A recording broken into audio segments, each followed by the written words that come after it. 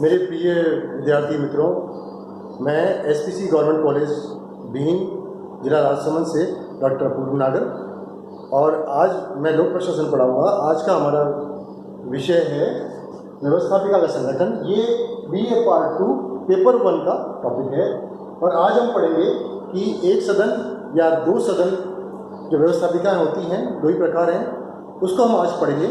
तो सबसे पहले हम ये जान लेते हैं कि व्यवस्थापिका क्या होती है। व्यवस्थापिका वो जगह है जहाँ कानून बनते हैं। व्यवस्थापिका वो जगह है जहाँ पर दो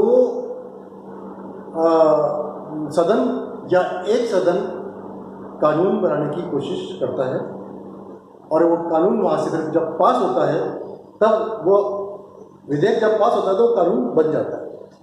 कानून को बनाने वाली संस्था विधान पालिका भी कहलाती है, व्यवस्थापिका भी कहलाती है और इंग्लिश में हम इसे लेजिस्लेचर भी कहते हैं। और ये जो संस्थाएं हैं लेजिस्लेचर, ये आपको मालूम हो division of powers, balance of powers में बहुत जरूरी है। आपको मालूम होगा कि प्रशासन 3 अंगों पर चलता है। पहला कार्यपालिका जो कानून बनाती है क्योंकि सरकार उसकी होती है। दूसरा व्यवस्थापिका जहां कानून बनाए जाते हैं, वो सदन जहां कानून बनते हैं। और तीसरी जगह होती है न्यायपालिका जहां कानून की वैधता पर मुहर लगती है। यदि वो अवैध हो तो उसको हटाने के लिए भी निर्देश दिए जाते हैं। तो वो न्यायपालिका है जहां आप नया कानून बनेगा उसके हिसाब से अपना आप कार्य कीजिए। जैसे लोगों की उम्र 21 साल की बजाय बालिग होने की उम्र 20 साल हो गई, तो आप 20 साल में भी शादी कर पाएंगे या अप्लाई कर पाएंगे नौकरियों के लिए। तो इस प्रकार से जब वो संसद में पास हो जाएगा, कानून बन जाएगा, तो वो सुप्रीम कोर्ट फिर उस पर फैसले उस नए कानून के हिसाब से देगा और पुराने कानून के हिसाब से नहीं, जो 21 साल का पहले उसके हिसाब से देगा, नए कानून के हिसाब से देगा। तो यहाँ हम आज पढ़ते हैं इस व्यवस्थापिका के प्रकार। 2 प्रकार होते हैं, एक सदन दो सदन। तो एक सदन जैसे हम ये देखते हैं यहाँ पर, उसका पक्ष और विपक्ष में जो तर्क है वो हम देखेंगे। तो जो उसका पक्ष में तर्क है एक सदन के, वो ये है कि एक सदन छोटे देशों के लिए बहुत कारगर सदन है। छोटा सदन, कम लोगों का सदन, कम खर्चीला। तो ये हम देखते हैं कि इसके पक्ष में क्या क्या तर्क है। सबसे पहला तर्क जो हमने पढ़ा, कम खर्चीला, यानी कि उसमें पैसे कम लगते हैं और छोटे राष्ट्रों में जो इसको अफोर्ड नहीं कर पाते, जिनके पास इतना पैसा नहीं है, जो बहुत छोटे मोटे एक्सपोर्टर पर ही टिके हुए, जैसे कि बारबाडोस, जमैका, ये गन्ने का एक्सपोर्ट करते हैं, गन्ने के रस का, शुगर का एक्सपोर्ट करते हैं। इनके पास अधिक पैसा नहीं है, गरीब देश वाले आते हैं क्योंकि इनके पास है और कोई साधन नहीं है, न तो कोयला है, न तेल है, न इनके यहाँ इंडस्ट्रीज है, मैन्युफैक्चरिंग इंडस्ट्रीज है। तो ये देश सर्वाइव नहीं कर सकते। तो इनके यहाँ एक सदन ही मुफीद है क्योंकि कम खर्चीला है। और इसी कारण ये छोटे देशों के लिए अत्यंत महत्वपूर्ण है, जो कि हमारा तीसरा पॉइंट था कि छोटे देशों में यही एक सदन को ही इंपॉर्टेंस दी जाती है क्योंकि वही कारगर है। दूसरा पॉइंट है शीघ्र निर्णय। जब आप जानते हैं कि सरकार बहुमत से चुनी जाती है, तो एक सदन जिसमें केवल 200 लोग हैं, जैसे कि राजस्थान के विधानसभा में केवल 200 लोग हैं, 200 MLAs हैं। अब ये पक्की बात है कि अपने यहाँ एक सदन है और एक सदन में जो बहुमत है वो जिस दल का है, यदि वो बहुमत 102 है, 103 है, वो बहुमत है, तो जब बिल पास होगा, कोई विधेयक पास होगा, तो वो 102 से पास होगा, 103 मत से पास होगा। और जो विपक्ष के होंगे वो 97, 98 से ही रह जाएंगे, तो वो आ जाएंगे। तो इसलिए क्या है कि हम यहाँ देखते हैं कि ये शीघ्र निर्णय लेने का बहुत ही बेहतरीन स्थान है। और इसमें जो हमारे को दृष्टिगोचर होता है वो ये होता है कि निर्णय फटाफट और तुरंत गति से लिए जाते हैं। फिर हम देखते हैं जो हमारा चौथा पॉइंट है कि गतिरोध नहीं है। कारण क्या है कि जब बहुमत एक पार्टी का है, जब पहले से ही 103, 104 विधायक हैं, बहुमत है, तो गतिरोध का कोई सवाल ही नहीं उठता। कारण क्या कि गतिरोध वहां आता है जहां पर कि जो संसद है, मान लो जो पहले संसद थी तो उसमें भारत में मान लो एक पार्टी के 60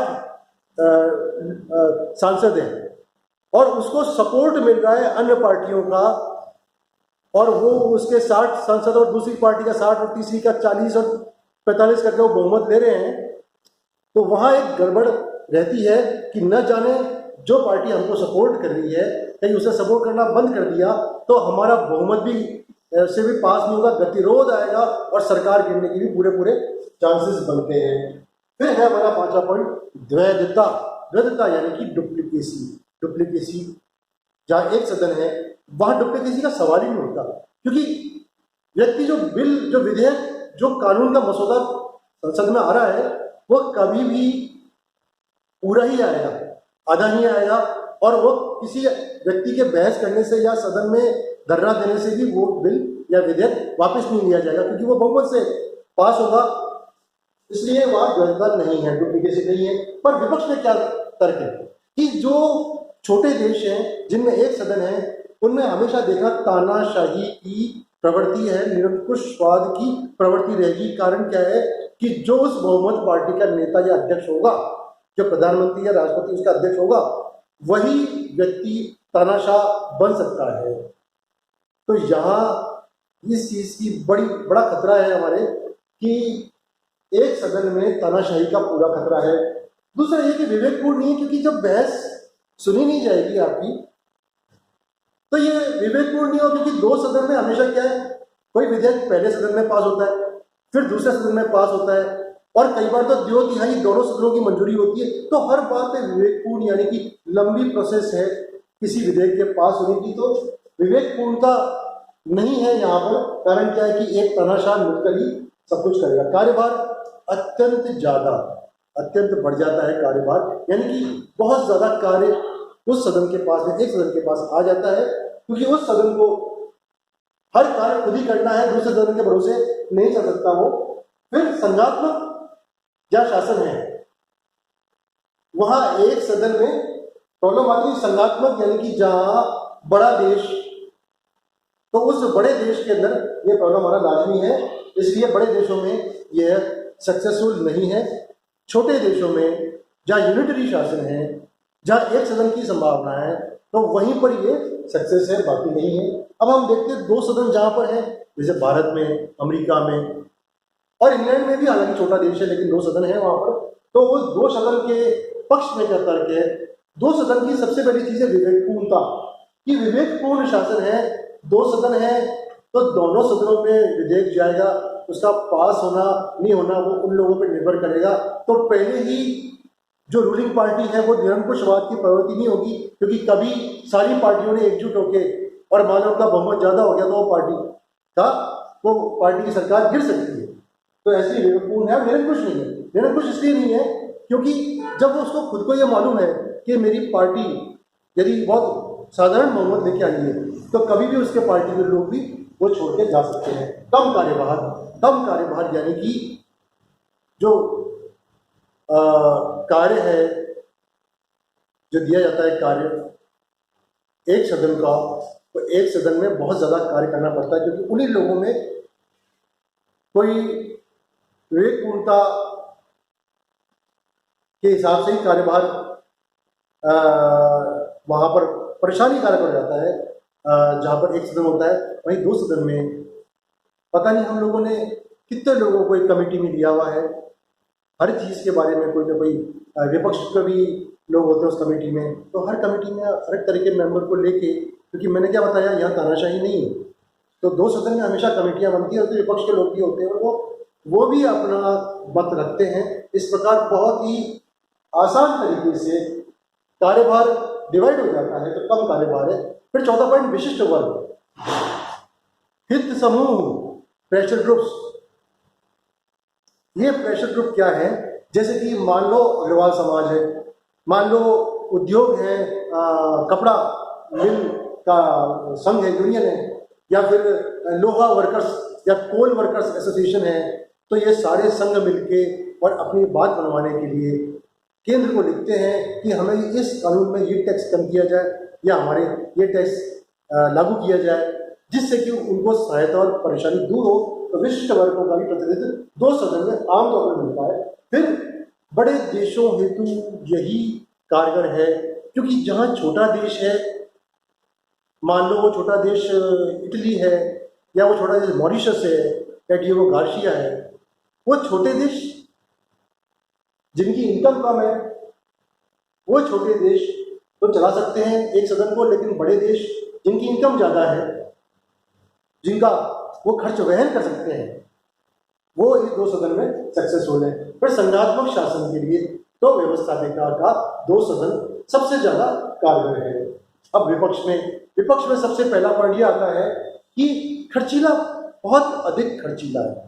कि जब हम ये देखते हैं कि हमारा बजट बनता है, बजट में ऊपर के जो सदन है उसके भी लोगों का लिया आता है, जबकि आमतौर पे ये समझ नहीं आता, जैसे कि लोग सोचते हैं कि अलोकप्रिय है, द्वैतता है, डुप्लीकेसी है। तो जब डुप्लीकेसी है कि कानून को आप भी पास कर रहे हो और ऊपर वाला सदन भी पास कर रहा है, तो भैया ये दो सदन की विवेकपूर्णता एक जगह पर है। लेकिन इस कार्य में जो हमारा दूसरा पॉइंट है कि विलंब, ये विलंबकारी भी हो जाता है। तो इसको देखते हुए दूसरा सदन है, जो उच्च सदन है, जैसे राज्यसभा इंडिया में है, हाउस ऑफ लॉर्ड्स, लेकिन वो तो उच्च न्यायालय है इंग्लैंड का, इसलिए वहां वो जरूरी है। लेकिन अमेरिका में भी कई बार लगता है हाउस ऑफ स्टेट्स में राज्यों का प्रतिनिधित्व, जब लोगों का प्रतिनिधित्व, जनता का प्रतिनिधित्व हो रहा है, तो राज्यों के प्रतिनिधित्व की क्या आवश्यकता उनको फील होती है। लेकिन हम ये मानते हैं कि वो द्वैतता है, लोकप्रियता, विलंब और खर्चीला, इनका एक बहुत बड़ा कारक दूसरा सदन बनता है। फिर सिर्फ बड़े देशों में ये कारगर खर्चीला होने के कारण छोटे देशों को इसकी जरूरत नहीं है। और ये भी ध्यान में आना चाहिए कि गतिरोध, कि जहां दो सदन आमतौर पे होते हैं वहां गतिरोध होने की संभावना ज़्यादा है, क्योंकि हमारे यहाँ जब विधेयक राज्यसभा में जाता है तो कई बार राज्यसभा में पास नहीं हो पाता, तो फिर से विधेयक को संशोधित करके रखा जाता है सदन में, नीचे सदन में, फिर राज्यसभा में जाता है, फिर पास होता है, इसमें बहुत विलंब हो जाता है। तो ये विलंब को देखते हुए हमारे यहाँ सिस्टम है कि जहाँ अवॉइड हो सके जिन देशों में, उन्होंने एक सदन को अपनाया है, और जहाँ बड़े और जिन देशों में कारगर है, खर्चा है, संघात्मक शासन है, उनमें ये दो सदन गतिरोध के बावजूद, अलोकप्रिय होने के बावजूद, दो सदन वहाँ अपने पक्ष के कारण वहाँ काफी अपने मेरिट के कारण विवेकपूर्ण, निरंकुश, कम कार्यभार विशिष्ट वर्ग, बड़े देशों तो वहाँ ये सक्सेस जाता है। तो आज हमने पढ़ा व्यवस्थापिका संगठन, अगली बार हम नेक्स्ट टॉपिक करेंगे। Thank you.